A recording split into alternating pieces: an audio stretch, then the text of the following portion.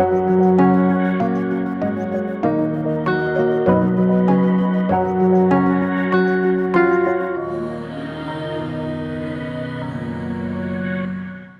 തന്നെ ഈ ആൾത്താരയിൽ വന്ന് സാക്ഷ്യം പറയാൻ എനിക്ക് അനുഗ്രഹം തന്ന മാതാവിനും ഈശോയ്ക്കും ഒരുപാട് നന്ദി പറയുന്നു. എൻ്റെ പേര് ലിസ്മി. ഞാൻ കോട്ടയം ജില്ലയിൽ നെയ്യാറ്റിൻകര നടവകയിൽ നിന്നാണ് വരുന്നത്. ഞാനിവിടെ വന്ന് ആദ്യമായിട്ട് ഉടമ്പടി എടുക്കുന്നത് ഈ വർഷം സെപ്റ്റംബർ 22-നാണ്. ഞാൻ ഈ വർഷം തന്നെയാണ് +2 പാസ് ഔട്ടായതും. മിക്ക പിള്ളേരെയും പോലെ എനിക്കും +2 കഴിഞ്ഞ് എന്നാത്തിന് പോകണം, ഏത് കോഴ്സ് എടുക്കണമെന്നൊക്കെ ഒരു കൺഫ്യൂഷനുള്ള ആളായിരുന്നു. കാരണം ഞാൻ ഒരുപാട് ഓവർ തിങ്ക് ചെയ്യും ഭാവിയെ പറ്റിയിട്ടൊക്കെ, ഇതിന് അങ്ങനെ കുറേ ചെയ്യുന്ന ഒരാളായിരുന്നു. പക്ഷേ എനിക്ക് കൊച്ചിലെ തൊട്ടേ സൈക്കോളജി പഠിക്കണമെന്ന് ഭയങ്കര ആഗ്രഹം ഉണ്ടായിരുന്നു. ഭാവിയിൽ ഒരു സൈക്കോളജിസ്റ്റ് ആവണം, സൈക്കോളജി പഠിക്കണം, നല്ലൊരു യൂണിവേഴ്സിറ്റി പഠിച്ച് പുറത്ത് പോയി PG ചെയ്ത് അങ്ങനെയൊക്കെ കുറേ പ്ലാനും കാര്യങ്ങളുള്ള ആളായിരുന്നു ഞാൻ. എൻ്റെ വീട്ടിലാണെങ്കിലും അപ്പനും അമ്മയ്ക്കും അവർക്ക് ഓരോ ആഗ്രഹം ഉണ്ടെങ്കിലും അവരെന്നെ ഒന്നിനും നിർബന്ധിച്ചിട്ടില്ല. എൻ്റെ ഇഷ്ടം എന്താണോ അതിനനുസരിച്ച് വിട്ടു. ഞാൻ മാക്സിമം പഠിച്ച് ഒരു നല്ല പൊസിഷനിലെത്തണം എന്നായിരുന്നു അവരുടെ ആഗ്രഹം. അങ്ങനെ +2 കഴിഞ്ഞു. ഞാൻ കുറേ അന്വേഷിച്ചു, കുറേ യൂണിവേഴ്സിറ്റീസും കോളേജസും ഒക്കെ ഞാൻ അന്വേഷിച്ചു. എനിക്ക് ഇന്ത്യയിൽ പഠിക്കണമെന്നായിരുന്നു, കേരളത്തിന് വെളിയിൽ ഇന്ത്യയിൽ നല്ലൊരു യൂണിവേഴ്സിറ്റി പഠിക്കണമെന്നായിരുന്നു. അങ്ങനെ ഞാൻ എൻ്റേതായ രീതിയിൽ കുറേ അന്വേഷിച്ചു. ശരിക്കും പറഞ്ഞാൽ ഇപ്പോൾ ഒരു ഇന്ത്യയിൽ നല്ലൊരു യൂണിവേഴ്സിറ്റി ഒരു കോളേജിൻ്റെ പേര് പറഞ്ഞാൽ അതിനെപ്പറ്റി ഒരുപാട് അറിയത്തില്ലെങ്കിൽ അതിൻ്റെ പേര് എന്തായാലും ഞാൻ കേട്ടിട്ടുണ്ടാവും. അത്രയ്ക്ക് ഞാൻ അന്വേഷിച്ചിട്ടുണ്ട്. അങ്ങനെ എനിക്ക് മുംബൈയിൽ അമിറ്റി യൂണിവേഴ്സിറ്റിയിൽ BSc ക്ലിനിക്കൽ സൈക്കോളജിക്ക് അഡ്മിഷൻ കിട്ടി സ്കോളർഷിപ്പോടെ. അങ്ങനെ ഞങ്ങൾ അവിടെ ഒരു സെഷൻ ഉണ്ടായിരുന്നു, അത് അറ്റംപ്റ്റ് ചെയ്യാൻ വേണ്ടിയിട്ട് ഞാനും പപ്പയും അനീത്തിയും ഒക്കെ പോയി. അവിടെ പോയി സെഷൻ അറ്റംപ്റ്റ് ചെയ്തു, ക്യാമ്പസ് കണ്ടു, നാട്ടിൽ വന്നു. സീറ്റ് ബ്ലോക്ക് ചെയ്യാൻ ഇപ്പോഴേ Sem 1 ഫീസ് അടയ്ക്കണം, അത് അടച്ചു, എല്ലാം അടച്ചു. പക്ഷേ നല്ല ക്യാമ്പസാണ്, അവിടെ സൈക്കോളജി നല്ലതാണ്, എല്ലാം കൊണ്ട് ഓക്കെയാണ്. പക്ഷെ എന്താണെന്നറിയത്തില്ല, എൻ്റെ മനസ്സിനൊരു സന്തോഷമോ സംതൃപ്തിയോ ഒന്നും കിട്ടുന്നില്ലായിരുന്നു. അതായത് എന്തോ ഒരു മിസ്സിങ് പോലെയായിരുന്നു. അതായത് ഞാൻ ആ യൂണിവേഴ്സിറ്റി ചെല്ലുമ്പോഴാണെങ്കിലും എന്തോ ഒരു കണക്ഷൻ എനിക്ക് തോന്നുന്നില്ല. ഞാൻ ഇവിടെയാണ് പഠിക്കുന്നത്, ഇവിടെയാണ് ഞാൻ ബിലോങ് ചെയ്യുന്നത്, ഇവിടെയാണ് ഞാൻ, അങ്ങനെ ഒന്നും എനിക്കൊരു എന്തോ ഒരു മൊത്തത്തിലൊരു ബുദ്ധിമുട്ടായിരുന്നു എൻ്റെ മനസ്സിന്.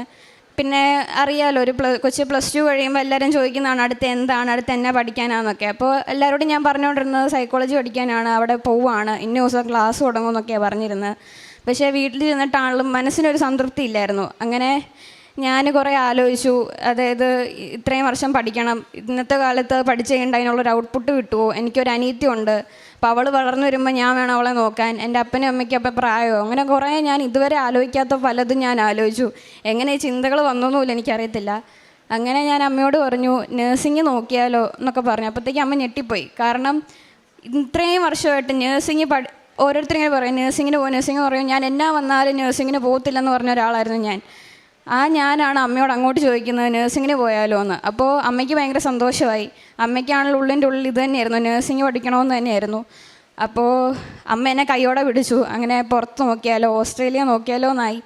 അപ്പോഴും എനിക്ക് പുറത്ത് പോയി പഠിക്കുക അങ്ങനെ എനിക്കൊരു സ്വപ്നമേ ഇല്ലാത്ത ഒരാളായിരുന്നു. എൻ്റെ കൂടെ ഇരിക്കുന്ന പിള്ളേരാണെങ്കിലും എനിക്ക് അവിടെ പോയി പഠിക്കണമെന്നൊക്കെയാണ് എൻ്റെ ആഗ്രഹം. എനിക്ക് ഓസ്ട്രേലിയയിൽ പോകണം, എൻ്റെ ഡ്രീം കൺട്രി എന്നൊക്കെ പറയുമ്പോഴും ഞാൻ ആലോചിച്ചിട്ടുണ്ട് എന്തിനാ ഇപ്പോൾ +2 കഴിഞ്ഞ ഉടനെ സ്വന്തം നാട് വിട്ട് അന്യനാട്ടിൽ പോയി പഠിക്കുന്നതെന്നൊക്കെ ആലോചിച്ചിട്ടുള്ള ഞാൻ. അങ്ങനെയൊക്കെ നടന്ന എനിക്കറിയത്തില്ല, മൊത്തത്തിൽ എൻ്റെ തോട്ട് പ്രോസസ്സേ മാറിപ്പോയി. അങ്ങനെ ഏജൻസിയിൽ ചെന്നു. അപ്പൻ്റെ അമ്മയുടെ ഇഷ്ടം അനുസരിച്ച് ഓസ്ട്രേലിയനെ നോക്കി. അപ്പോൾ ഓരോ ഏജൻസിയിലും നമ്മൾ ഒരു പുറത്ത് പോയി പഠിക്കാൻ തീരുമാനിക്കുമ്പോൾ ആ രാജ്യത്തിന് കുറേ കണ്ടീഷൻസ് ഉണ്ട്, അതൊക്കെ നമുക്ക് മീറ്റ് ചെയ്യാൻ പറ്റുമോ, അങ്ങനെ ഒരു പ്രൊഫൈൽ നമുക്ക് ഉണ്ടോ എന്ന് നോക്കിയിട്ട് അവർ നമ്മുടെ പേപ്പർ എടുക്കത്തുള്ളൂ. അങ്ങനെ അവർ നോക്കിയപ്പോൾ എല്ലാം കൊണ്ട് ഓക്കെയാണ്. എൻ്റെ അമ്മ ഇസ്രായേലാണ് 13 വർഷമായിട്ട്. അമ്മയ്ക്കൊരു ജോലിയുണ്ട്, കൃത്യമായിട്ടൊരു സാലറി ഉണ്ട്, എല്ലാം കൊണ്ടും മീറ്റ് ചെയ്യാൻ പറ്റും. പഠിത്തത്തിൻ്റെ ചിലവാണല്ലോ, എല്ലാം കൊണ്ട് ഓക്കെയാണ്. പിന്നെ ആകെയുള്ളൊരു പ്രശ്നമെന്ന് പറയുന്നത് എൻ്റെ അമ്മ 13 വർഷമായെന്ന് പറഞ്ഞു. അപ്പോൾ അവിടുത്തെ വിസ എക്സ്പയറായി. അപ്പോൾ പുതിയ വിസയ്ക്ക് അപ്ലൈ ചെയ്യണം. അത് ഇപ്പോൾ യുദ്ധം നടക്കുന്നതുകൊണ്ട് തന്നെ ഇപ്പോൾ ആർക്കും വിസ അടിച്ചു കൊടുക്കുന്നില്ല. അത് കുറച്ച് ഡിലേ ആവുമെന്ന് അവർ പറഞ്ഞു, ഒക്ടോബർ അവസാനമാവുമെന്ന് പറഞ്ഞു. അതുകൊണ്ട് തന്നെ എൻ്റെ വിസയ്ക്ക് വെക്കുമ്പോഴും കുറച്ച് ലേറ്റ് ആവും. അങ്ങനെ ആ ഒരു പ്രശ്നം മാത്രമേ ഉള്ളൂ, ബാക്കിയെല്ലാം കൂടെ നമ്മൾ ഓക്കെയാന്ന് പറഞ്ഞു. അങ്ങനെയൊക്കെ അവർ പറയുമ്പോഴും എനിക്കറിയാം ഒന്നും ഓക്കെ ആവത്തില്ല. എനിക്ക് എന്തെങ്കിലും നല്ലോണം കിട്ടിയിട്ടുണ്ട്, അത്രയും കഷ്ടപ്പെട്ടിട്ട് മാത്രമേ എനിക്കത് കിട്ടത്തുള്ളൂ എന്ന് എനിക്ക് എന്തായാലും ഉറപ്പായിരുന്നു. അപ്പം ഞാനാണെങ്കിലും മാതാവിനോട് പ്രാർത്ഥിക്കും. എൻ്റെ പേര് തന്നെ മാതാവിൻ്റെ ഒരു പേരുണ്ട്, അതുകൊണ്ട് തന്നെ എനിക്ക് മാതാവിനെയും ഗീവർഗീസ് പുണ്യാളെ ഞാൻ എപ്പോഴും കൊച്ചിലെ തൊട്ട് വിളിക്കുന്നത്. അപ്പം മാതാവിനോട് പ്രാർത്ഥിച്ചു. കുറേ ബുദ്ധിമുട്ടിച്ചോ, കുറേ പരീക്ഷണങ്ങൾ തന്നോ, കുറേ ആയിട്ട് വലയിപ്പിക്കുകയൊക്കെ ചെയ്തോ. പക്ഷേ അവസാനം എനിക്ക് പോകാൻ പറ്റണം. ഈ ഫെബ്രുവരി ഇന്ത്യക്കിലാണ് മെയിൻ ഇന്ത്യക്ക് വരുന്നത്. എനിക്ക് മാർച്ച് ക്ലാസ് തുടങ്ങും. ആ ഇന്ത്യക്ക് തന്നെ എനിക്ക് പോകാൻ പറ്റണം, എത്ര വെള്ളം ബുദ്ധിമുട്ടിച്ചോ കുഴപ്പമില്ലെന്ന് പറഞ്ഞു. അങ്ങനെ പേപ്പർ വർക്ക് തുടങ്ങി. എനിക്ക് എക്സാം ക്ലിയർ ചെയ്യാനായിരുന്നു എൻ്റെ പാട്ട്. ഞാൻ എൻ്റേത് ക്ലിയർ ആയിട്ട് ചെയ്തു. ഇനി അടുത്തത് ലോൺ എന്നുള്ളതായിരുന്നു. ബാങ്കിൽ ചെന്നപ്പോഴാണെങ്കിലും മാനേജർ പറഞ്ഞു, ലോണല്ലേ നമുക്ക് എല്ലാം സുഖമായിട്ട് കിട്ടും, ഒന്നുകൊണ്ടും പേടിക്കണ്ടെന്നൊക്കെ പറഞ്ഞു. അങ്ങനെ അടുത്ത നമ്മൾ യൂണിവേഴ്സിറ്റിക്ക് അപ്ലിക്കേഷൻ വെക്കണം. ഒരു സമയത്ത് 4 യൂണിവേഴ്സിറ്റി വെക്കാം, ഞാൻ 3 വെച്ചുള്ളൂ. അപ്പോൾ അതിനകത്ത് എനിക്ക് മനസ്സുടക്കിയ ഒരു യൂണിവേഴ്സിറ്റി ആയിരുന്നു RMIT. എന്നാണെന്നറിയത്തില്ല, അവിടെ എല്ലാ യൂണിവേഴ്സിറ്റിയും നല്ലതാണ്. പക്ഷേ എനിക്ക് മുമ്പേ തോന്നാഞ്ഞ ഒരു കണക്ഷൻ എനിക്ക് ഈ യൂണിവേഴ്സിറ്റിയിലാണ് തോന്നിയത്. ഇവിടെയാണ് ഞാൻ പഠിക്കുന്ന സ്ഥലം, ഇവിടെയാണ് ഞാൻ ബിലോങ് ചെയ്യുന്നത്, എന്തോ ഒരു കണക്ഷൻ എനിക്ക് തോന്നി. അപ്പം ഞാൻ അതുമായിട്ട് പേപ്പർ വർക്കെല്ലാം തുടങ്ങി. അപ്പോൾ ലോണിന് വെച്ചു. 2 യൂണിവേഴ്സിറ്റീസിൽ നിന്ന് എനിക്ക് ഓഫർ ലെറ്റർ വന്നു. ഇവിടുന്ന് മാത്രം കുറച്ച് താമസിച്ചാണ് വന്നത്. നേരെ അൺകണ്ടീഷണലായിരുന്നു. അതായത് കണ്ടീഷണൽ അല്ല, കഴിഞ്ഞിട്ടൊരു ഓഫർ ലെറ്ററാണ് അൺകണ്ടീഷണൽ. അത് കിട്ടിക്കഴിഞ്ഞാൽ നമുക്ക് അടുത്ത സ്റ്റെപ്പ് ഫീസ് അടയ്ക്കുക, സീറ്റ് ഹോൾഡ് ചെയ്യുക എന്നുള്ളതാണ്. അങ്ങനെ എനിക്കിത് കിട്ടിയപ്പോൾ ഭയങ്കര സന്തോഷമായി. സന്തോഷവും വിഷമവും ഒരുമിച്ച് വന്നു. കാരണം എനിക്ക് ഫീസ് അടയ്ക്കണേൽ എൻ്റെ ലോൺ ശരിയാവണം. ഞാൻ ലോൺ എടുത്തിട്ടുള്ളതുകൊണ്ട് തന്നെ എൻ്റെ ആദ്യത്തെ സെമ്മിലെ 25% ഫീസ് ലോണിൽ നിന്ന് വേണം അടയ്ക്കാൻ. ലോൺ ഇതുവരെ ശരിയായിട്ടില്ല. ബാങ്കിൽ നിന്ന് പറയും നമുക്ക് തിങ്കളാഴ്ച ഇടാം, മറ്റന്നാൾ സൈൻ ഇടാം എന്നൊക്കെ പറയും. അങ്ങനെ നീട്ടി പോവുകയാണ്. എനിക്ക് ഓഫർ ലെറ്റർ വന്നു. 1 മാസം കഴിഞ്ഞു, 2 മാസം കഴിഞ്ഞു, എൻ്റെ ലോൺ ശരിയായിട്ടില്ല. ഏജൻസിയിൽ നിന്ന് വിളിച്ച് ചോദിക്കും, എന്നാ ലിസ്മി ഫീസ് അടയ്ക്കാറായോ? നമുക്ക് പ്രത്യേകിച്ച് ഓസ്ട്രേലിയ എന്ന് പറയുന്ന സ്ഥലത്ത്, എൻ്റെ മെൽബണിലാണ് എൻ്റെ യൂണിവേഴ്സിറ്റി. അവിടെ നഴ്സിംഗ് എന്ന് പറയുന്ന ഒരു കോഴ്സ് ഭയങ്കര ഡിമാൻഡുള്ളതാണ്. പല രാജ്യത്തു നിന്ന് പിള്ളേർ നോക്കുന്നതാണ്. എപ്പോൾ ഫില്ലായെന്ന് ചോദിച്ചാൽ മതി. ഈ യൂണിവേഴ്സിറ്റിയിൽ നിന്നുള്ള ഒരു ഓഫർ ലെറ്ററിൽ എഴുതിയിട്ടുണ്ട്, ഇത് ഓഫർ ലെറ്റർ വന്ന ഒരു മുന്നറിയിപ്പും കൂടെ അതെപ്പോൾ വേണമെങ്കിലും സീറ്റ് ഫില്ലാവാം, അതുകൊണ്ട് എത്രയും പെട്ടെന്ന് ഫീസ് അടയ്ക്കണമെന്ന് പറഞ്ഞിട്ടുണ്ട്.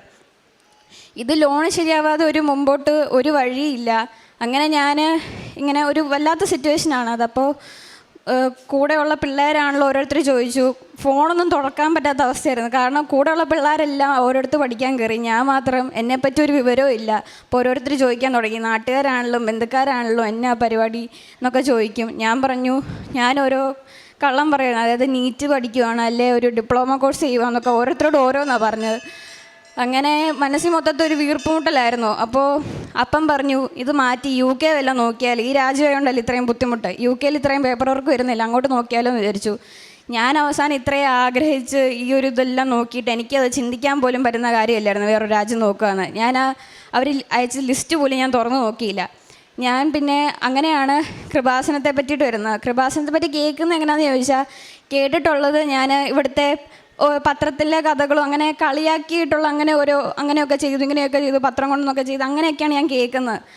അപ്പോൾ ഞാൻ ബാക്കിയുള്ള ധ്യാന കേന്ദ്രങ്ങൾ അങ്ങനെയൊക്കെയാണ് ഞാനിത് കണക്ക് കൂട്ടിയത്. അല്ലാതെ ഇതിനെപ്പറ്റി കൂടുതൽ അന്വേഷിക്കാനോ ഇതെവിടെയാണെന്ന് ഉടമ്പടിയെപ്പറ്റി ഒന്നും ഞാൻ അന്വേഷിച്ചിട്ടില്ല. ആ ഒരു ചെറിയൊരു നോളജ് എനിക്കുള്ളൂ. അപ്പോൾ +1 ഞാൻ പഠിക്കുമ്പോൾ എൻ്റെ ഒരു കൂട്ടുകാർ ചോദിച്ചു, നീ ഈ കൃപാസനത്തെപ്പറ്റി കേട്ടിട്ടുണ്ടോ എന്ന് മാത്രമേ അവൾ എന്നോട് ചോദിച്ചുള്ളൂ. ഞാൻ എടുത്ത വയലെ പറഞ്ഞു എനിക്കിതിലൊന്നും വിശ്വാസമില്ലെന്ന് ഞാൻ പറഞ്ഞു. അപ്പോൾ അവൾ പറഞ്ഞു, എടി അങ്ങനൊന്നും പറയില്ല. അപ്പോൾ ഞാൻ അങ്ങനെ വിട്ടു. കുറച്ച് നേരം കഴിഞ്ഞ് എനിക്കെന്നെ മനസ്സിലെന്തോ ഒരു ബുദ്ധിമുട്ട് പോലെ എനിക്ക് തോന്നിയിരുന്നു പറഞ്ഞു കഴിഞ്ഞിട്ട്. പിന്നെ ഞാനങ്ങനെ വിട്ടു. പിന്നെ എൻ്റെ അമ്മയുടെ കൂടെ ജോലി ചെയ്യുന്ന ഒരു ചേച്ചിയുണ്ട്, ജിൻസി എന്ന് പേരുള്ള ചേച്ചി. ഇവിടെ വന്ന ഒരു അടിപൊളി സാക്ഷിയൊക്കെ പറഞ്ഞതാണ്. അതൊക്കെ കേട്ടപ്പോൾ ഇതൊക്കെ എങ്ങനെ നടക്കുന്നു പോലെ ഞാൻ വിചാരിച്ചു പോയതാണ്. അപ്പോൾ ചേച്ചി അമ്മയുടെ കൂടെയാണ് ജോലി ചെയ്യുന്നത്. അപ്പോൾ ചേച്ചിയാണ് കൃപാസനത്തെ പറ്റി അമ്മയോട് പറയുന്നത്. അങ്ങനെ അമ്മ സാക്ഷ്യം കേൾക്കാൻ തുടങ്ങി, എനിക്ക് അയച്ചു തരാൻ തുടങ്ങി. അപ്പം ഞാനിവിടെ സാക്ഷ്യം കേട്ടിട്ടുണ്ട്, ചില പിള്ളേർ ഇതുപോലെ എൻ്റെ പ്രായമുള്ള പിള്ളേർ വീട്ടിൽ നിന്ന് നിർബന്ധിച്ചിട്ട് ഉടമ്പടി എടുക്കുന്നത്. പക്ഷേ എൻ്റെ അമ്മയ്ക്ക് എന്നെ ഒരുപാട് നിർബന്ധിക്കേണ്ട വന്നില്ല. കാരണം എൻ്റെ അടുത്ത് മാതാവിൻ്റെ ഫേമസ് പള്ളിയും തീർത്ഥാടന കേന്ദ്രമൊക്കെ ഉണ്ടെങ്കിലും എൻ്റെ മനസ്സിൽ നിന്ന് ആരോ പറഞ്ഞു, ഇവിടെ വന്നാൽ എനിക്ക് എന്തെങ്കിലും പോസിറ്റീവ് ഇമ്പാക്റ്റ് ഉണ്ടാവും, അതായത് ഈ മാതാവിന് എൻ്റെ കാര്യത്തിൽ എന്തെങ്കിലുമൊക്കെ ചെയ്യാൻ പറ്റുമെന്ന് എൻ്റെ മനസ്സിൽ ആരോ പറഞ്ഞു. അതുകൊണ്ട് തന്നെ ഉടമ്പടി എടുക്കാൻ എന്നെ ഫോഴ്സ് ചെയ്യേണ്ട ആർക്കും വന്നില്ല. അങ്ങനെ ഉടമ്പടി എടുക്കണമെന്നായി, സാക്ഷ്യം കേൾക്കാൻ തുടങ്ങി. അങ്ങനെ ഞാൻ പപ്പയോട് പറഞ്ഞു. പപ്പ പറഞ്ഞു, ഉടമ്പടി എടുക്കുന്നത് ചില്ലറ കാര്യമൊന്നുമല്ല, അത് അതുപോലെ പാലിക്കണം, അല്ലെങ്കിൽ തിരിച്ച് നല്ല പണി കിട്ടും, എന്നെക്കൊണ്ട് പറ്റുന്ന കാര്യമൊന്നുമല്ല ഉടമ്പടി എടുക്കുന്നതെന്ന് അപ്പം പറഞ്ഞു. അപ്പോൾ കുറച്ചുകൂടെ ഞാനത് സീരിയസ് ആയിട്ട് എടുത്തു. പിന്നെ ഞങ്ങൾ ഇങ്ങോട്ട് ആദ്യമായിട്ട് വരുന്നത് എൻ്റെ പപ്പയുടെ അനിയൻ്റെയും ചേച്ചിയുടെ ഒക്കെ കൂടെയായിരുന്നു, കുടുംബത്തോടെയാണ് വന്നത്. അപ്പോൾ അനിയനാണേലും എല്ലാ ദിവസവും, പപ്പയുടെ അനിയനാണല്ലോ എല്ലാ ദിവസവും കൃപാസനത്തിൽ എല്ലാ ചൊവ്വാഴ്ചയും വരാറുണ്ട്. പക്ഷേ ഉടമ്പടി എടുത്തിട്ടില്ല. ഉടമ്പടി എടുക്കുന്ന കാര്യം പറഞ്ഞപ്പോഴും എന്തായാലും ഇവിടുന്ന് ആരും ഉടമ്പടി എടുക്കുന്നില്ല, അങ്ങനെ ഒരു രീതിയിലൊക്കെയാണ് പറഞ്ഞത്. അപ്പോൾ ഞാൻ പറഞ്ഞു, ഞാൻ അവിടെ പോകണം, എന്തായാലും ഞാൻ ഉടമ്പടി എടുത്തിരിക്കും എന്ന് ഞാൻ പറഞ്ഞു. കാരണം എൻ്റെ ആവശ്യമാണ്, ഇവർക്ക് ആർക്കും എൻ്റെ കാര്യങ്ങളൊന്നും അറിയത്തില്ല. അപ്പോൾ എൻ്റെ മനസ്സിലിങ്ങനെ പറയുന്നുമുണ്ട് ഇവിടെ വന്നാൽ ശരിയാവുമെന്ന്. അപ്പോൾ ഞാൻ എടുക്കുമെന്ന് വന്ന് പറഞ്ഞു. ഇവിടെ വന്നപ്പോഴാണല്ലോ നല്ല തിരക്കൊക്കെ ഉണ്ടോയെന്ന് ഞാൻ പ്രതീക്ഷിച്ചിട്ട് തന്നെയാണ് വന്നത്. അതൊന്നും എനിക്ക് പ്രശ്നമില്ല. അങ്ങനെ ഞാനിവിടെ വന്ന് ഈ അൾത്താരയിൽ വന്നിരുന്ന് എനിക്കിപ്പോഴും ഓർമ്മയുണ്ട്. എന്നിട്ട് എനിക്ക് പ്രാർത്ഥിക്കാൻ പറ്റുന്നില്ല. അതായത് എൻ്റെ ഉള്ളു മൊത്തം ബ്ലാങ്കായിട്ട് കിടക്കും. എനിക്കൊന്നും പ്രാർത്ഥിക്കാൻ പറ്റുന്നില്ല ഈ മുമ്പിൽ ആൾക്കാരെ വന്നിട്ട്. അങ്ങനെ ഞാൻ ഉടമ്പടി എടുക്കാൻ അവിടെ ചെന്നപ്പോഴാണെങ്കിലും ഉച്ചയ്ക്കത്തെ ഇത് ക്ലാസ്സിൻ്റെ ടോക്കൺ കൊടുക്കുന്നില്ല, വൈകിട്ടത്തേതേ ഉള്ളൂ. എൻ്റെ കൂടെ കൊച്ചൊക്കെ ഉണ്ട്, അപ്പോൾ അവരത്രയും ബുദ്ധിമുട്ടിക്കാൻ പറ്റത്തില്ല. അങ്ങനെ എന്ന് ഉടമ്പടി എടുക്കാൻ പറ്റത്തില്ലെന്ന് മനസ്സിലായി. പിന്നെ സമയഘടികാരം നെഞ്ചു ചാർത്തിയ മാതാവിൻ്റെ ആ രൂപം അവിടെ ചെല്ലുമ്പോഴാണ് ഞാൻ പ്രാർത്ഥിക്കുന്നത്, പിന്നെയും മനസ്സിൽ നിന്ന് ഓരോന്ന് വരുന്നത്. അങ്ങനെ ഞാനിവിടെ നിന്ന് ഓരോന്ന് കണ്ടപ്പോൾ ഇവിടെ എന്താ ഉടമ്പടി എടുക്കുന്നതിന് പൈസ കൊടുക്കുന്നു, ഉടമ്പടി പുതുക്കുന്നതിന് പൈസ കൊടുക്കുന്നു, മൊത്തം പൈസ റിലേറ്റഡ് ആണല്ലോ, ബിസിനസ് ഓറിയൻറ്റഡ് ആണോ ഇതൊന്നൊക്കെ എനിക്ക് പല ചിന്തകൾ ഇങ്ങനെ മനസ്സിൽ വന്നു. അങ്ങനെ ഉടമ്പടി എന്നാ വന്നാലും ആര് പറഞ്ഞാലും എടുക്കുമെന്ന് പറഞ്ഞ് വന്ന ഞാൻ ഉടമ്പടി എടുക്കണോ വേണ്ടയോ അങ്ങനെ ഒരു ചിന്തയിലാണ് ഞാൻ ഇവിടെ നിന്ന് ഇറങ്ങുന്നത്. ഇതെല്ലാം ഞാൻ വീട്ടിൽ ചെന്നപ്പോൾ അമ്മയോട് പറഞ്ഞു.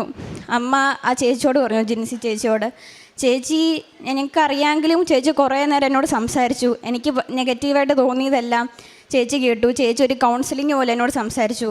അപ്പോൾ ഞാൻ ചേച്ചിയോട് പറഞ്ഞു, എന്നാൽ ഓക്കെ ചേച്ചി ഉടമ്പടിക്കകത്ത് എന്തൊക്കെയാണ് ഉള്ളതെന്നൊന്ന് പറയാൻ പറഞ്ഞു. അങ്ങനെ പറഞ്ഞപ്പോഴാണെങ്കിലും എനിക്കിതെന്തോ എടുത്താൽ പൊങ്ങാത്ത ഭാരമായിട്ടൊന്നും തോന്നിയില്ല, ഇതൊക്കെ എന്നെക്കൊണ്ട് പറ്റുമെന്നെന്തോ മനസ്സിൽ പറഞ്ഞു. പക്ഷേ എല്ലാ ദിവസവും പള്ളിയിൽ പോകുന്ന കാര്യം മാത്രമാണ്, എന്തോ കുർബാന കൂടുന്ന കാര്യം മാത്രം എനിക്കെന്തോ ബുദ്ധിമുട്ട് പോലെ തോന്നിയത്. അങ്ങനെ ഞാൻ അതായത് ഇപ്പം തന്നെത്താനെ നോക്കാം, ഉടമ്പടി എടുക്കാതെ എനിക്ക് ചെയ്യാൻ പറ്റുമോ നോക്കാമെന്ന് വിചാരിച്ച് ഞാൻ പിന്നെ എല്ലാ ദിവസവും രാവിലെ 5:30 പ്രത്യക്ഷീകരണ പ്രാർത്ഥന ചൊല്ലാൻ തുടങ്ങി. അപ്പോൾ അതെല്ലാ ദിവസവും എനിക്ക് കറക്റ്റായിട്ട് ചൊല്ലാൻ പറ്റുന്നതുകൊണ്ട് എനിക്കൊരു കോൺഫിഡൻസ് തോന്നി. എങ്ങനെയൊന്നും അറിയത്തില്ല, ചേച്ചി പറഞ്ഞുകൊണ്ടും പിന്നെ സാക്ഷ്യങ്ങൾ കേട്ടും മനസ്സിൽ നിന്ന് ആരോ ഇതൊക്കെ തോന്നലുകൾ വരുന്നതുകൊണ്ട് ഞാനും പപ്പയും അനീതിയും സെപ്റ്റംബർ 22 ഇവിടെ വന്നു. ഞാൻ ഉടമ്പടി എടുത്ത് ഞാനത് പാലിക്കാൻ തുടങ്ങി. ഞാൻ പറഞ്ഞു, 1 മാസം 2 മാസമായിട്ട് നീക്കുപോക്കില്ലായിരുന്ന ലോണാണ്. കാരണം ഇപ്പം ലോൺ അങ്ങനെ കൊടുക്കുന്നില്ല. പിന്നെ എൻ്റെ അമ്മ ഇസ്രായേലിൽ അവിടെ യുദ്ധവും കൂടെ ആയതുകൊണ്ട് കുറച്ചുകൂടെയും കണ്ടീഷൻസായി ബാങ്കിന്. 1-2 മാസമായിട്ട് മുമ്പോട്ട് പോയ ലോണാണ്. ഇവിടെ ഉടമ്പടി എടുത്ത് 3 ദിവസം കഴിഞ്ഞപ്പോൾ എൻ്റെ ലോണ് സാങ്ഷനായി, എനിക്ക് പേപ്പർ സൈൻ ചെയ്യാൻ പറ്റി. ആ പേപ്പർ അന്ന് ഒക്ടോബർ 1 അന്ന് ഞാൻ ഫീസ് അടയ്ക്കാൻ വേണ്ടിയിട്ട് അടുത്ത സ്റ്റെപ്പ് തുടങ്ങി. അപ്പോൾ നമുക്ക് ഓരോ പേയ്മെൻറ്റ് ഗേറ്റ് വേ കൂടെയാണ് ഇൻ്റർനാഷണൽ പേയ്മെൻറ്റ് ചെയ്യുന്നത്. അപ്പോൾ അത് അവിടെ എത്താൻ തന്നെ 1 ആഴ്ചയോളം എടുക്കും. അങ്ങനെ ഞാൻ ആ പേയ്മെൻറ്റ് ചെയ്യാൻ നോക്കി, 2 ആഴ്ച നോക്കി, 2 പ്രാവശ്യവും റിജക്ഷൻ വന്നു. അതായത് ലോണ് ശരിയായി 2 ആഴ്ച കഴിഞ്ഞിട്ടും എനിക്ക് ഫീസ് അടയ്ക്കാൻ പറ്റുന്നില്ല. അങ്ങനെ അവസാനം ഏജൻസിയോട് കുറേ സംസാരിച്ച് യൂണിവേഴ്സിറ്റിയുടെ തന്നെ അക്കൗണ്ട് ഡീറ്റെയിൽ കിട്ടി. അങ്ങനെ അയച്ചു 1 ദിവസത്തിനുള്ളിൽ അവിടെ അവർക്ക് മെയിൽ കിട്ടി. ഇത് കിട്ടി. അടുത്ത ദിവസം രാവിലെ ഞാൻ 4:30 എണീറ്റ് മെയിൽ നോക്കിയപ്പോൾ എനിക്ക് സീറ്റ് അക്സെപ്റ്റ് ചെയ്തിട്ടുണ്ടെന്ന് അവർ പറഞ്ഞ് കാണിച്ചു. എനിക്ക് നല്ല പേടിയുണ്ടായിരുന്നു എൻ്റെ സീറ്റ് പോകും. ഞാൻ മാതാവിനോട് പ്രാർത്ഥിച്ചതാണ് എൻ്റെ സീറ്റ് കളയല്, കാരണം ഇത് പോയാൽ എൻ്റെ മുന്നിൽ ഒരു ഓപ്ഷനും ഇല്ല, ഒരു പ്ലാൻ ബിയും ഇല്ല, എൻ്റെ മുന്നിൽ ഒരു വെളിച്ചവും ഇല്ല, എന്നാ ചെയ്യുമെന്ന് എനിക്കൊരു പിടുത്തവും ഇല്ല. ഈ സീറ്റ് കളയല്ലെന്ന് ഞാൻ മാതാവിനോട് പ്രാർത്ഥിച്ചിട്ടുണ്ടായിരുന്നു, അത് മാത്രമേ ഞാൻ പ്രാർത്ഥിച്ചിട്ടുള്ളൂ. അങ്ങനെ സീറ്റ് കിട്ടി, എൻ്റെ കണ്ണ് നിറഞ്ഞു പോയി. എന്നാലും എനിക്കെന്താണെന്നറിയത്തില്ല, 90% ഒരു 99% എനിക്ക് ഉറപ്പുണ്ട് ഇത് മാതാവിൻ്റെ അനുഗ്രഹം എന്ന് ഉറപ്പുണ്ട്. പക്ഷേ എവിടെയോ ഒരു 1% പ്രാർത്ഥിച്ചില്ലായിരുന്നാലും ചിലപ്പോൾ കിട്ടിയേനെ, അങ്ങനെ ഒരു തോന്നൽ എൻ്റെ ഉള്ളിൽ വന്നു.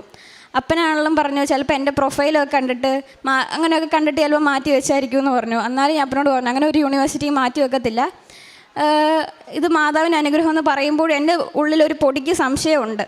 അങ്ങനെ ഞാനിരുന്നു, കുറേ പിള്ളേരെ കോണ്ടാക്റ്റ് നമുക്ക് കിട്ടും. അങ്ങനെ എൻ്റെ അതേ കോഴ്സ് പഠിക്കുന്ന ഒരു കൊച്ചിൻ്റെ കോണ്ടാക്റ്റ് കിട്ടി. അപ്പോൾ അത് എന്നോട് ചോദിച്ചു, എന്നാ ഈ COE ഒക്കെ വന്നു. ഞാൻ പറഞ്ഞു, ഇന്നലെയാണ് വന്നേ. അപ്പോൾ എന്നാ ഫീസ് അടച്ചത്? ഞാൻ പറഞ്ഞു, മിനിഞ്ഞാന്ന് അടച്ചത്. അപ്പോൾ അത് ഞെട്ടിപ്പോയി. ഒന്ന് വിളിക്കാൻ പറ്റുമോ എന്നൊക്കെ ചോദിച്ചു. അതിനെ വിളിച്ചപ്പോൾ ഞാൻ കാര്യങ്ങൾ പറഞ്ഞപ്പോൾ അതിനും എൻ്റെ അമ്മയെ ഒരുമിച്ചുണ്ടായിരുന്നു കോളിൽ. അവർ എടുത്ത വയല പറഞ്ഞ് എനിക്ക് എന്തോ ഒരു ഭാഗ്യമുണ്ടെന്ന് പറഞ്ഞു. അപ്പോൾ ഞാൻ ചോദിച്ചു, എന്നെ അങ്ങനെ പറഞ്ഞേ? അപ്പോൾ അവർ പറഞ്ഞു, ഒക്ടോബർ 1 RMITയിൽ നഴ്സിങ്ങിൻ്റെ സീറ്റ് ഫില്ലായിരുന്നെന്ന് പറഞ്ഞു. അപ്പം ഞാൻ ചോദിച്ചു, നിങ്ങൾ ഏത് വർഷത്തെ കാര്യമാണ് പറഞ്ഞു? 2024 കാര്യം തന്നെയാണോ പറയുന്നത് ഞാൻ ചോദിച്ചു. അപ്പോൾ അവർ പറഞ്ഞു, 2024 കാര്യം തന്നെയാണ് പറയുന്നത്. ആ കൊച്ചിനെ അറിയുന്ന 2 പിള്ളേർക്ക്, അതിനകത്തൊരു കൊച്ച് 2 വർഷമായിട്ട് ഈ രാജ്യം നോക്കുന്ന 2 പിള്ളേർക്കും റിജക്ഷൻ വന്ന്, അതായത് സീറ്റ് ഫില്ലായെന്ന് പറഞ്ഞുള്ള മെയിലിൻ്റെ സ്ക്രീൻഷോട്ട് എനിക്ക് അയച്ചു തന്നു.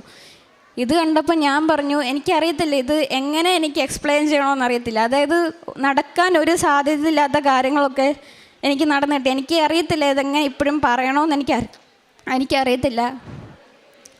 അവിടെ സീറ്റ് ഫില്ലായി 2 ആഴ്ച കഴിഞ്ഞിട്ട് ഫീസ് അടച്ച എനിക്കാണ് സീറ്റ് കിട്ടിയത്. അതെങ്ങനെ മാതാവ് അത് മാറ്റി വെച്ചു? എൻ്റെ പ്രാർത്ഥന ഇട്ട് മാതാവ് അതും എനിക്ക് വേണ്ടി, 350 സീറ്റാണ് അവിടെ ഉള്ളത്, ആ 350ാമത്തെ സീറ്റ് മാതാവ് എനിക്ക് വേണ്ടി മാത്രം മാറ്റി വെച്ചതാണ്, അത്രയും പിള്ളേർ വന്നിട്ടും.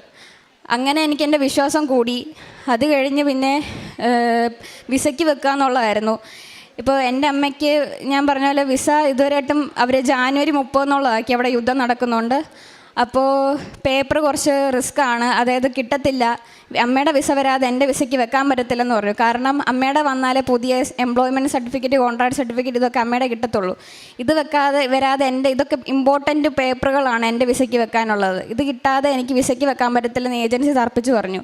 ഞാൻ ഉടമ്പടി എടുത്തിട്ടുണ്ടെങ്കിലും ഞാൻ അങ്ങനെ പ്രേക്ഷിത പ്രവർത്തനമായിട്ട് അങ്ങനെ അല്ല, കാരുണ്യ പ്രവർത്തിയായിട്ട് അങ്ങനെ ചെയ്യുന്നില്ലായിരുന്നു. അങ്ങനെ എൻ്റെ ആ ചേച്ചി ജിൻസി ചേച്ചി പറഞ്ഞു, ഇതുപോലെ ഒരു ആശ്രമമുണ്ട് വയ്യാത്ത പിള്ളേരുടെ, നീ അവിടെ പോയി ഒന്ന് നിൽക്ക്, അവരെ ഒന്ന് നോക്കുന്നൊക്കെ പറഞ്ഞു. ഉടമ്പടിയുടെ ഭാഗമാണല്ലോ. അങ്ങനെ ഞാൻ അവിടെ പോയി അവർക്ക് ഫുഡൊക്കെ വാരി കൊടുത്തു. അവിടെ പാത്രം കഴുകാനും അവരോട് സംസാരിക്കാനും വിഷമങ്ങളും വിശേഷങ്ങളെല്ലാം കേൾക്കാനൊക്കെ ഞാൻ അവരോട് നിന്നു. അവിടെ ആദ്യത്തെ ദിവസം പോയി തിരിച്ച് വീട്ടിലോട്ട് ബസ് കയറാൻ നിൽക്കാൻ നേരം ഏജൻസി എന്നെ വിളിച്ചിട്ട് പറഞ്ഞു, ലിസ്മി സാരമില്ല, നമുക്ക് പഴയ പേപ്പർ വെച്ച്, അമ്മയുടെ പഴയ പേപ്പർ വെച്ച് വിസയ്ക്ക് വെക്കാമെന്ന് പറഞ്ഞു. ഒരു പുതിയതില്ലാതെ വിസയ്ക്ക് വെക്കാൻ പറ്റത്തില്ലെന്ന് തറപ്പിച്ച് പറഞ്ഞവരാണ് അവരിപ്പോൾ മാറ്റി പറയുന്നത്. ഒരു ദിവസം ഞാൻ പോയതേ ഉള്ളൂ. അങ്ങനെ ഇതായിട്ട് മുമ്പോട്ട് പോയി. ഡിസംബർ 7 വെക്കണമെന്നായിരുന്നു. അങ്ങനെ ഡിസംബർ 7 വെക്കുന്ന രീതിയിൽ പേപ്പറെല്ലാം റെഡിയാക്കി ഞാനിവിടെ വന്നു. ഇവിടെ നല്ല തിരക്കുണ്ടെങ്കിൽ എങ്ങനെയും ഈ ആൾക്കാരെ ഞാൻ കയറുമെന്ന് ഞാൻ പറഞ്ഞിട്ടുണ്ടായിരുന്നു. അങ്ങനെ ഞാൻ കയറി. അന്ന് ഞാൻ ഉപവാസം എടുത്തേക്കുമായിരുന്നു. ഇവിടെ കയറിയപ്പോൾ തന്നെ ഏകദേശം വേർത്ത് കുടിച്ച വെള്ളവും കൂടെ ആവിയായിപ്പോയി. അങ്ങനെ ഞാൻ ഇവിടെ ഇരുന്നിട്ടില്ല, രാവിലെ തൊട്ട് വൈകിട്ട് വരെ നിൽക്കുവാണ്. കറക്റ്റ് ആരാധന തുടങ്ങി 2 മണിയായപ്പോൾ ഞാൻ ബോധം കെട്ട് വീണു. കാരണം ആദ്യമായിട്ട് 18 വർഷത്തിനിടയിൽ ആദ്യമായിട്ടാണ് ഞാൻ ബോധം കെട്ട് വീഴുന്നത് എൻ്റെ ലൈഫിൽ. അതിവിടെ വെച്ചാണ്. എന്നാ പറ്റിയെന്ന് എനിക്കറിയത്തില്ല. ഏജൻസി എന്ന് പറഞ്ഞു വിസയ്ക്ക് വെക്കുന്ന ആൾ ഇന്ന് വന്നിട്ടില്ലെന്ന് പറഞ്ഞു. അതും പിന്നെ മൊത്തത്തിൽ ഇന്ന് വെക്കാൻ പറ്റത്തില്ലെന്നും കൂടെ കേട്ടപ്പോൾ ഇമോഷണലിയും ഫിസിക്കലിയും എല്ലാം എൻ്റെ കയ്യിൽ നിന്ന് പോയി. ഞാൻ വീണു. അങ്ങനെ കുറേ പേര് കണ്ണു തുറന്നപ്പോൾ എൻ്റെ തലയിൽ വെച്ച് പ്രാർത്ഥിക്കുന്നുണ്ട്. ആരും എൻ്റെ വായിൽ ഉപ്പൊക്കെ വെച്ച് തന്നു. അങ്ങനെ എന്നെ അവിടെ ഇരുത്തിയപ്പോൾ എനിക്കറിയത്തില്ല, അമ്മ എന്നോട് പറയും കരഞ്ഞ് പ്രാർത്ഥിക്കാൻ പറയും. എനിക്ക് കരച്ചിൽ വരുന്നില്ലായിരുന്നു. അതായത് ഉള്ള വിഷമങ്ങളും ബുദ്ധിമുട്ടുകളും സ്ട്രെസ്സും എല്ലാം മനസ്സിലിങ്ങനെ കൂടിക്കൂടി കിടക്കും. കരയാൻ പറ്റുന്നില്ലായിരുന്നു. എന്തോ അവിടെ ഇരുന്ന ശേഷം ഞാൻ കുറേ നേരം ആരാധന സമയത്ത് മൊത്തം പൊട്ടി അവിടെ ഇരുന്ന് എൻ്റെ +2 കഴിഞ്ഞ് തൊട്ട് എൻ്റെ മനസ്സ് അടങ്ങിയിരുന്നിട്ടില്ല. മൊത്തവും മാനസികമായിട്ട് ബുദ്ധിമുട്ടുകളായിരുന്നു. ആ വിഷമങ്ങൾ മൊത്തം ഞാൻ അവിടെ നിന്ന് കരഞ്ഞു തീർത്തു. മാതാവിനോട് പരാതി പറയുമായിരുന്നു, ഞാൻ അത്രയും ആഗ്രഹിച്ചില്ല, എന്നിട്ട് ഇന്ന് തന്നെ എനിക്ക് വിസയ്ക്ക് വെക്കാൻ സമ്മതിക്കാമെന്ന് ചോദിച്ചു. പിന്നെ ഇറങ്ങാൻ നേരം അത് മാറി. മാതാവിനൊരു പദ്ധതി ഉണ്ടാവുമെന്ന് കരുതി. അങ്ങനെ ഞായറാഴ്ച കഴിഞ്ഞു. തിങ്കളാഴ്ച ഏജൻസി എന്ന് പറഞ്ഞു നമുക്ക് ബാക്കിയുള്ള ഡോക്യുമെൻറ്റ്സ് വന്നിന്ന് വിസയ്ക്ക് വെക്കാമെന്ന് പറഞ്ഞു. അപ്പോൾ ഞാൻ പറഞ്ഞു ഇല്ല, നാളെ വെച്ചാൽ മതിയോ ഡിസംബർ 10, കാരണം എനിക്ക് കൃപാസനത്തിൽ പോയി തന്നെ വെക്കണമെന്ന് എനിക്കുണ്ടെന്ന് പറഞ്ഞു. അങ്ങനെ ഡിസംബർ 10 ഇവിടെ വന്നു. ഇവിടെ വന്നിട്ട് അച്ഛനെ കാണണമെന്ന് എനിക്കുണ്ടായിരുന്നു. പക്ഷേ ഞാൻ ഉടമ്പടി പുതുക്കാത്തതുകൊണ്ട് അതിനൊരു വഴിയില്ല. അച്ഛൻ എൻ്റെ ഒരു പേപ്പർ എടുത്താൽ മതി, ഒരു പോസിറ്റീവ് ഇതുണ്ടാവുമെന്ന് കരുതി ഞാൻ കുറേ നോക്കി, ഒരു വഴിയില്ല. പിന്നെ ഇവിടെ ഉള്ള എല്ലാ മാതാവിനും മുന്നിൽ പോയി ഞാൻ കുറേ പ്രാർത്ഥിച്ചിട്ട് ഏജൻസിയോട് പറഞ്ഞു ഇപ്പോൾ വെക്കാമെന്ന് പറഞ്ഞു. ഇപ്പോൾ ജസ്റ്റ് അവർ ഡോക്യുമെൻറ്റ്സ് അപ്ലോഡ് ചെയ്തിട്ടുണ്ട്. വിസയ്ക്ക് പേയ്മെൻറ്റ് ചെയ്യുമ്പോൾ വെച്ചു. ഓട്ടോ ഗ്രാൻഡ് എന്ന് പറഞ്ഞൊരു സംഭവമുണ്ട്. അതായത് നമ്മൾ വിസയ്ക്ക് വെച്ച് മിനിറ്റുകൾക്കുള്ളിൽ ആ ദിവസത്തിനുള്ളിൽ വിസ വരും. അങ്ങനെ എനിക്ക് വന്നില്ലെങ്കിൽ എൻ്റെ 2 മാസത്തിനുള്ളിൽ പുതിയ പേപ്പർ വെച്ച് ചെയ്യണം. അതൊരിക്കലും നടക്കുന്ന കാര്യമില്ല. അങ്ങനെയാണ് എൻ്റെ ഒരു വർഷം പോയി. ആ ദിവസം വന്നില്ലെങ്കിൽ എൻ്റെ ഒരു വർഷം അത്രയേ ഉള്ളായിരുന്നു. അങ്ങനെ ഞാൻ അവിടെ നിന്ന് മുട്ടുകുത്തി വിസയ്ക്ക് വെക്കുന്ന ഓർമ്മയുണ്ട്. ഞാൻ അവരോട് ചോദിച്ചു ഓട്ടോ ഗ്രാൻഡ് കിട്ടുവാണെങ്കിൽ ഒന്ന് പറയണേ, ഒരു അത്യാഗ്രഹം പോലെയാണ് ഞാൻ ചോദിക്കുന്നത്, കിട്ടുവാണെങ്കിൽ പറയണേ, പ്രതീക്ഷയില്ല. അപ്പോൾ അങ്ങനെ ഞാൻ മെസ്സേജ് ഇട്ടു. 1 മിനിറ്റിനുള്ളിൽ അവർ പറഞ്ഞു, 1 മിനിറ്റ് പോലും എടുത്തു, സെക്കൻഡിനുള്ളിൽ പറഞ്ഞു ഓട്ടോ വിസ അപ്രൂവൽ കിട്ടിയെന്ന് പറഞ്ഞു. സെക്കൻഡുകൾക്കുള്ളിൽ എൻ്റെ വിസ വന്നേ. മാതാവിനെ എങ്ങനെ നന്ദി പറയണമെന്ന് അറിയത്തില്ല. യാതൊരു മെറിറ്റില്ല. എൻ്റെ അമ്മയ്ക്ക് ജോലിയുണ്ട്, എല്ലാം ഉണ്ട്, എല്ലാം കൊണ്ട് ഓക്കെയാണ്. എന്നിട്ടും ആ പേപ്പറുകൾ, ആ കെട്ടുകണക്കിന് പേപ്പറിന് ഒരു വിലയില്ലാത്ത പോയ അവസ്ഥയായിരുന്നു. എല്ലാം മാതാവിൻ്റെ കൃപ കൊണ്ടാണ്. പിന്നെ എനിക്ക് നന്ദി പറയാനുള്ള ആ ചേച്ചിയോടാണ്. ഒരു രക്തബന്ധം ഇല്ലേ പോലും എനിക്ക് വേണ്ടി അത്രയും പ്രാർത്ഥിച്ചിട്ടുണ്ട്. ഞാൻ വീക്കായി പോകുമ്പോൾ അവരുടെ പ്രാർത്ഥന കൊണ്ടാണ് ഞാനിങ്ങനെ നിൽക്കുന്നത് ഇവിടെ. പിന്നെ എൻ്റെ പ്രാർത്ഥന എന്നൊക്കെ വെച്ചാൽ ആഴ്ചയിൽ ഒരിക്കൽ പള്ളിയിൽ പോവും. 2-3 മാസം കൂടുമ്പോൾ ആയിരിക്കും കുമ്പസാരിക്കുന്നത്. എനിക്ക് മാതാവിനോട് ഈശോയോട് അടുക്കണമെന്നൊക്കെ, ആത്മീയമായിട്ട് അടുക്കണമെന്ന് ഒരുപാട് ആഗ്രഹം ഉണ്ടെങ്കിലും എനിക്കെന്തോ അങ്ങനെ പറ്റുന്നില്ല. എൻ്റെ തന്നെ മടി കൊണ്ടാണ് പറ്റാത്തത്. ഉടമ്പടി എടുത്താൽ പിന്നെ എനിക്ക് ഏറ്റവും ബുദ്ധിമുട്ടായി തോന്നുന്നത് പള്ളിയിൽ പോകുന്ന കാര്യം തന്നെ. എല്ലാ ദിവസവും ഞാൻ മുടങ്ങാതെ പള്ളിയിൽ പോകും, കുർബാന കൂടും. 2 ആഴ്ച കൂടുമ്പോൾ ഞാൻ കുമ്പസാരിക്കും. എന്തോ ആത്മീയമായിട്ട് എനിക്ക് നല്ല വളർച്ച തോന്നി. മാതാവിനോട് ഈശോയോട് ഒരുപാട് അടുക്കാൻ പറ്റി. കാരുണ്യ പ്രവൃത്തിയായിട്ട് ഞാൻ ചെയ്യുന്നത്, ഞാൻ പോകുന്ന വഴിക്കൊക്കെ പാവപ്പെട്ടവരെ കാണുവാണെങ്കിൽ അവർക്ക് പൈസയായിട്ടല്ല, ഞാൻ ഒരു നേരത്തെ ഭക്ഷണവും വെള്ളമൊക്കെ അവർക്ക് മേടിച്ചു കൊടുക്കും. എൻ്റെ കയ്യിൽ അമ്മ പറയും, ഒരു സമയത്ത് ഞങ്ങൾ ഫിനാൻഷ്യലി ടൈറ്റ് ആയിരുന്നു, അപ്പോൾ ഉണ്ടേലും ഇല്ലേലും ഉള്ള കാശുകൊണ്ട് കൊടുക്കുന്നതിൽ യാതൊരു ഉപേക്ഷയും വിചാരിക്കരുത്, കൊടുക്കണമെന്ന് പറയും. അങ്ങനെ അവർക്ക് ഭക്ഷണവും വെള്ളമൊക്കെ മേടിച്ചു കൊടുക്കും. അങ്ങനെ പിന്നെ ഞാൻ ആശ്രമത്തിൽ പോയി അവരുടെ കൂടെ കുറേ നേരം സമയം ചിലവഴിക്കും, അവരുടെ കൊന്ത കുറക്കും, അവർക്ക് വേണ്ടി ഫുഡ് വാരി കൊടുക്കും. അങ്ങനെയൊക്കെ ഞാൻ നിൽക്കുമായിരുന്നു. ഇതൊക്കെയാണ് എൻ്റെ ജീവിതത്തിൽ വന്ന മാറ്റം. എനിക്ക് നന്ദി പറയുന്നത് എങ്ങനെ നന്ദി പറയേണ്ടതെന്ന് അറിയത്തില്ല. പിന്നെ ഒരു കാര്യം കൂടെ, ഞാനിവിടെ ഉടമ്പടി എടുത്തപ്പോൾ ചേച്ചി അമ്മയൊക്കെ പറഞ്ഞായിരുന്നു എനിക്ക് വിസ കിട്ടുവാണെങ്കിൽ ഇവിടെ വന്ന് സാക്ഷ്യം പറയണമെന്ന് പറഞ്ഞു. പക്ഷെ എനിക്ക് മടിയായിരുന്നു, എൻ്റെ കൂടെ പഠിച്ച പിള്ളേരൊക്കെ കാണുമോ, അതായത് ഞാൻ ഈ കാര്യങ്ങളൊക്കെ അറിയുമല്ലോ എന്നൊക്കെ വിചാരിച്ച് എന്തോ ഒരു നാണക്കേട് ചമ്മലൊക്കെ പോലെയായിരുന്നു. ഞാൻ പറഞ്ഞത് ഞാൻ പേപ്പറിൽ വല്ലതും എഴുതിയിട്ട് ഒപ്പിട്ട് കൊടുത്താൽ പോരെയെന്ന് പറഞ്ഞ ആളാണ് ഞാൻ. പക്ഷേ ആ മാതാവ് എനിക്ക് ആ സീറ്റ് മാറ്റി വെച്ചത് അറിഞ്ഞപ്പോൾ ഞാൻ അങ്ങോട്ട് പറഞ്ഞു, എന്നാ വന്നാലും എന്നാ ബുദ്ധിമുട്ടുണ്ടെങ്കിലും ഞാൻ ഇവിടെ വന്ന് എൻ്റെ വിസയായിട്ട് വന്ന് ഞാൻ സാക്ഷ്യം പറയുമെന്ന് പറഞ്ഞു. അത് ഞാനിപ്പോൾ പാലിച്ചു. മാധവന് കൊടുത്ത വാക്കാണ് ഞാൻ. അങ്ങനെ പറഞ്ഞ ഞാനാണ്. എനിക്കിവിടെ വന്ന് സാക്ഷ്യം പറയാൻ പറ്റി. ഈ ഫെബ്രുവരി 17 ഞാൻ പോവുകയാണ്. ഇതാണ് എൻ്റെ വിസ. എൻ്റെ വിസ വന്നു. എനിക്ക് എങ്ങനെ നന്ദി പറയണമെന്ന് അറിയത്തില്ല. അർഹിക്കുന്നതിൽ കൂടുതൽ തന്നിട്ടുണ്ട്. എനിക്കെല്ലാവരും പറയാനുള്ള കുറേ ബുദ്ധിമുട്ടുകളും പരീക്ഷണങ്ങളും കുറേ ഇട്ട് വലയിപ്പിക്കുമായിരിക്കും. ഉടമ്പടിയോട് ചേർന്ന് മാധവൻ്റെ കൂടെ നിന്നാൽ മതി. ഒരു പൂ ചോദിച്ചാൽ പൂക്കാലം തരുന്ന മാധവാണിത്. അതെനിക്ക് 100% ഉറപ്പിച്ച് പറയാം. കാരണം അത്രയും എനിക്ക് ഞാൻ ചോദിച്ചതിൽ കൂടുതൽ എനിക്ക് മാധവ് തന്നിട്ടുണ്ട്.